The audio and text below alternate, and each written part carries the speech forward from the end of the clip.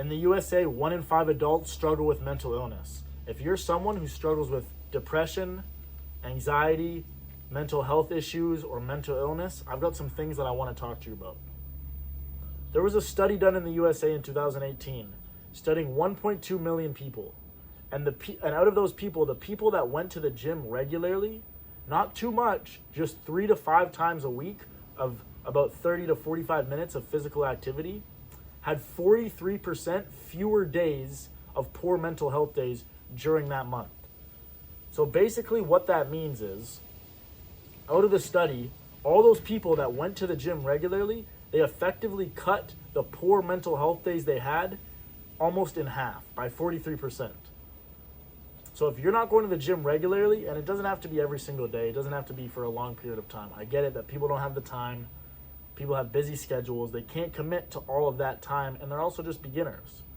But if you can commit to 3 to 5 days of physical activity during your week, and it doesn't have to be long, 30 to 45 minutes of jogging, weightlifting, strength training, even playing sports, even doing a sport that you like to play, or getting out, going on walks, brisk walks, bike rides, yoga, any of these things 3 to 5 times a week will effectively cut your poor mental health days in half. The second thing I want to talk about is how scientifically and chemically exercising will help your mental health.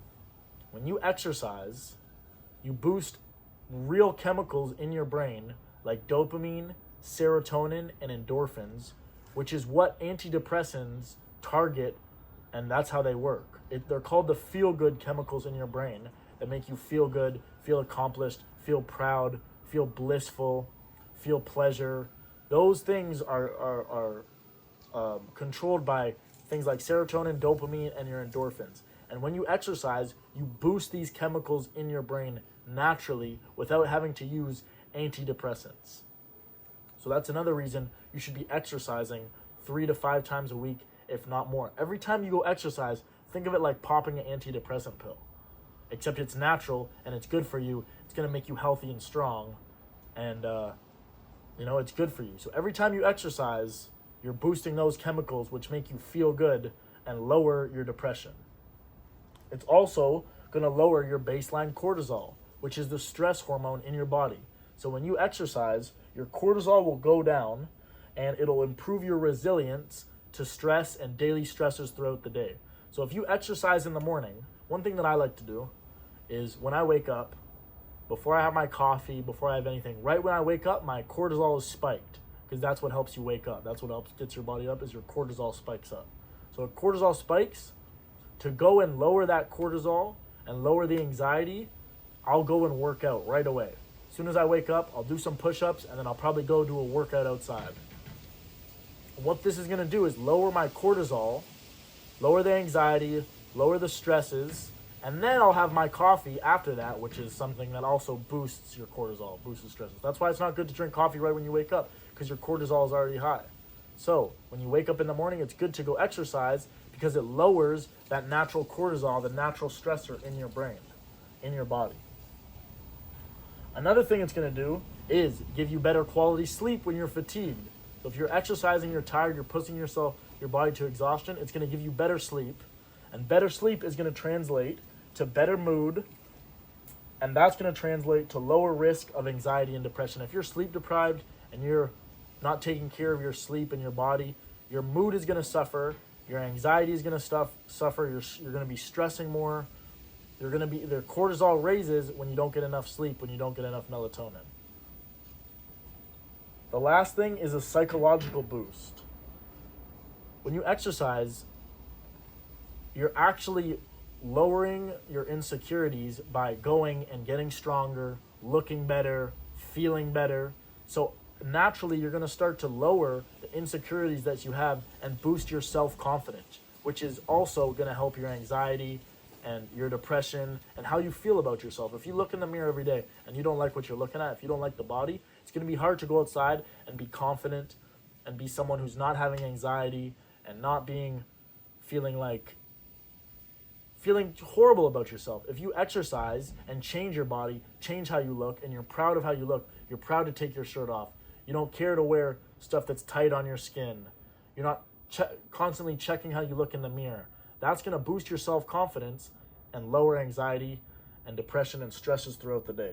So it's also a psychological benefit as well as science-based chemicals in your brain. Like I said, endorphins, serotonin, and dopamine will naturally be boosted through exercise and doing hard things, doing physical activity.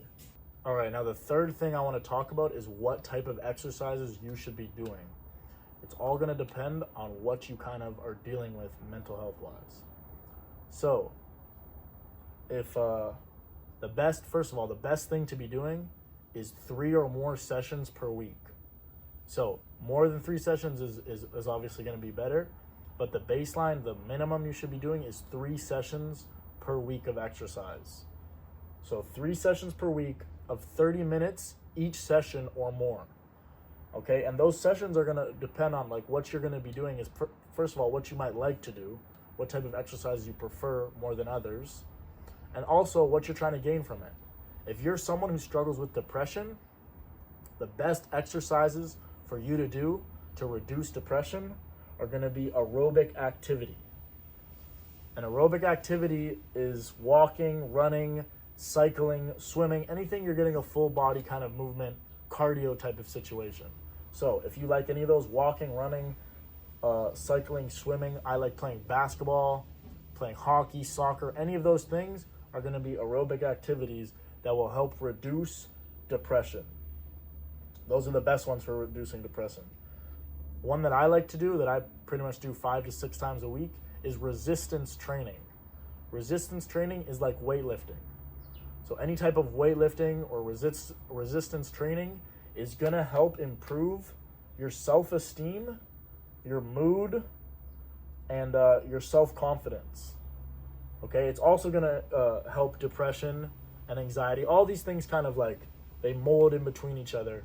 It's like a big Venn diagram where they all kind of mesh in between each other. But these are just specifically more kind of what they help. But resistance training is obviously going to make your muscles look bigger. You're going to feel better. You're going to be feeling better about yourself, more confidence. And so if that's kind of what you're aiming for, resistance training is the way to go. And then the last one is mind and body exercises. So this is going to be paramount for someone who's trying to reduce anxiety and stresses. So if you're struggling with a lot of anxiety throughout the day or stress, something that's really going to help you is doing a lot of yoga, tai chi, mindfulness stuff, like even walking with no music in, briskly, will help you almost meditate through some of the anxiety and the stressors that you're going through. So again, yoga and tai chi are great ones you can do to reduce anxiety and stress. All of these are good, and you can mix them up as you go. You can do some sessions a week can be strength training, some can be, tai chi, some can be walking or running, cycling. You can mix them all up. Depends on also what you like to do. I like to play basketball, so a lot of my kind of exercise is basketball along with strength training. And that gives me the most enjoyment, and it also, I know, brings down my anxiety, brings down my depression, and reduces my stress, and all of these things, right? And the last point I want to make is that the biggest improvements come from someone who starts from doing nothing to something. So if you're someone who doesn't do any type of exercise or rarely ever gets in the gym, and you're struggling with depression, anxiety, and you're thinking about starting to work out, the biggest growth will come from someone who starts from doing nothing to something. So that's you. I'm talking to you, the person who doesn't exercise much, doesn't really do anything. This is going to help you the most. And you don't have to start big. You don't have to start going to 5 times a week or anything like that. Start with 3 times a week.